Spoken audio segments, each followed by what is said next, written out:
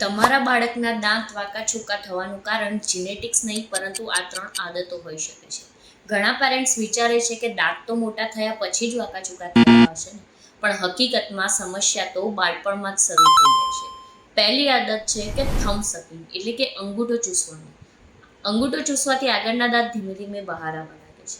બીજી આદત છે માઉથ બ્રીથિંગ, એટલે કે બાળક નાકની જગ્યાએ મોઢાથી શ્વાસ લે છે, તો જડબાનો વિકાસ, દાંતની ગોઠવણી પર અસર પડી શકે છે. ત્રીજી આદત છે ટંગ થ્રસ્ટિંગ, એટલે કે ગળતી વખતે યા બોલતી વખતે જીભને વારે ઘડીએ આગળ ધકેલવી, જેથી દાંત પણ આગળ ધકેલી શકે છે. આ આદતો વર્ષો સુધી ચાલતી રહે છે, તો પછી બ્રેસિસ કરવાની શક્યતા પણ વધી જાય છે. શું તમારું બાળક પણ સૂતી વખતે મોઢું ખુલ્લું રાખે છે અથવા હજુ પણ અંગૂઠો ચૂસે છે?